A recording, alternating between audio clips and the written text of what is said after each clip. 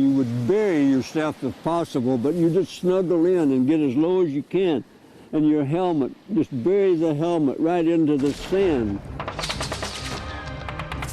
At arm's length, bullets were actually hitting. And those rock exploding at that time, they ping against the helmet. And you're just lying here listening to all those bullets whizzing and zipping over your head, zipping by you. And they're so close over your head, as they go over, you know that you feel them as well as hear them. Pinned down under enemy fire, Harley Reynolds and his infantry unit were trapped in Rommel's killing zone. In the early hours of the 6th of June 1944, news spread round the world that the Allied invasion of Europe was underway. But it was too early to call D-Day a success. Sword Beach was now in British hands, but at a cost of 1,000 casualties. As the troops cautiously moved off the beach, the DD tanks were pushing on into the seaside towns in search of the enemy. And we travelled on. It was very unreal, because never see any Germans, never see any Englishmen. And then we stopped, and Charlie said, well, we can't go any, we got to find somebody. So Barry and I got off the tank and went walking back to see if we could get some petrol. We wandered along and found a lot of other people wandering about as well. Got some petrol, went back, and we never did see anybody from the squadron. I was looking ahead and I suddenly saw them move out the corner of my eye. And I was in utter amazement as this young French woman on a push cycle, and she got a yoke across her shoulders and 2 milk cans hanging from it. And she calmly cycled across the front of the tank, turned left and headed down towards the beachhead. I don't suppose anybody had told this girl that the greatest invasion the world had ever known was taking place. And in any case, the cart had to be milked, I suppose. In almost 2 hours, the Americans had only advanced a few hundred feet up Omaha Beach and had lost hundreds of soldiers. Harley Reynolds was still trapped behind the barbed wire. There were none of Percy Hobart's flail tanks to clear a way through. 6 months earlier, the American commanders had politely turned down what they saw as an eccentric British invention. Harley would have to cut through by hand. I had made up my mind that I was going to go through the wire, and then all of a sudden, just out of the blue, this small man came up, and he was this close to, I could touch him. And he made his way between these men here, and he had a section of Bangalore in front of him. The Bangalore torpedo was a piece of kit that predated the First World War, but it was tried and tested. Fed one section of the torpedo in front of him, got the other section, screwed them together, and then pushed the whole thing. That made it about 10 feet long, so that when it went off, it would blow a pathway through there. You could drive a truck through.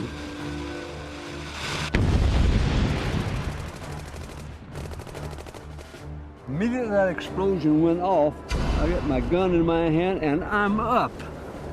I don't move that fast these days, but I'm up, and I make a dash. And I make a dash through this wire. And my men are right with me. And my men are right with me. That leg didn't work too well. Whew. Harley and his men had blown one of the first exits off the beach. After 2 hours, the troops around him could at last stream off to safety.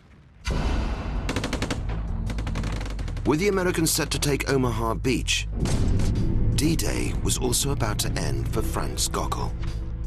2 Finger wurden total durchschossen. 2 fingers had been completely shot through. The third had just a flesh wound with the other 2 fingers dangling beside it. My first thought was, hell, what are you going to do now? Then one of my comrades said to me, That's your ticket home. Franz would be one of the lucky ones. He left his 26 comrades at the machine gun post fighting. Only 7 survived.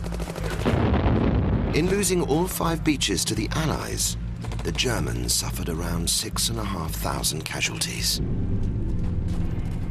Being the first man through that little hole in that barbed wire down there, just one person, and compare it to how many people there have been on this earth, the billions and billions. This is where my ego comes to play. But I'm the only man living that's ever lived or that ever will live to be the first one to come through that wire. Is that bragging? Is that boasting? In the British sector, with so many less casualties, it was clear the new technology had saved countless lives.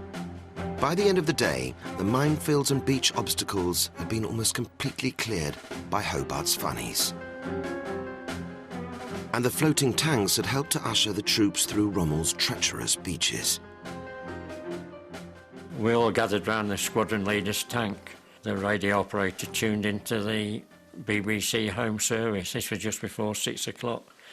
And then we heard the 6 o'clock news, and it said, early this morning, Allied forces landed on the coast of France. I said, oh, that's rather strange. We hadn't heard about that.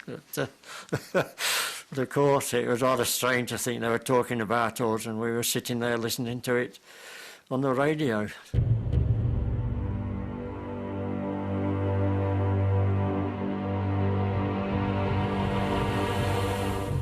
As the paratroopers at last moved up to reinforce the infantry on the American beaches, the body count began. Of the 10,000 Allied casualties on D-Day, 2,000 had fallen on one stretch of land, 3.5 miles long. Omaha Beach.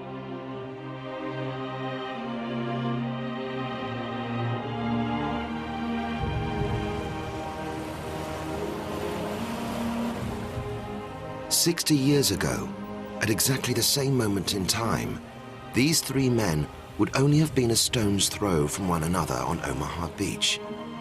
Neither Harley nor Jimmy have ever met one of the German soldiers who shot at them from the hill just above the beach. In some ways, I'm pleased to meet him. Oh, yes, I am too. You know, I didn't know how I would feel, but it seemed strange that we were enemies at one time. Yes. Good morning. Hello. How are you? Oh, very well. I am Franz Gockel. Yes. I was here on the D-Day. I'm Jimmy Green. Yeah. I'm very Yeah. pleased to meet you. Yeah. We were coming in and you were looking at us, so we came in. I was on the other side. I came in down here. I landed further down. Now, where were you? Were in a machine gun. Yeah. Where were you? Where were you located here? Just there. Yeah. Down here? Oh, yes.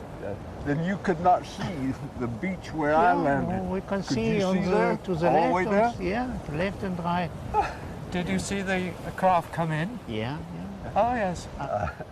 It's something that I have never expected to do, is for you and him, the 3 of us to get together like this. So it's nice that the 3 Yes. of us could meet, Yes. and we're still alive to tell the tale. Oh, and we it's a great experience to be here and to meet and to talk like this. Great experience.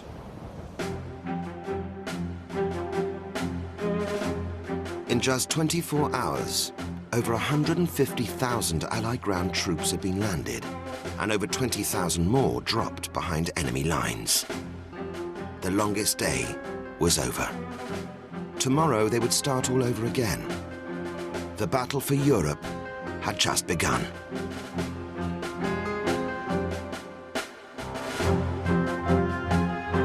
That programme was first shown in 2004. Kick back to a perfect Sunday afternoon romantic comedy next on 5 as Nicolas Cage is charged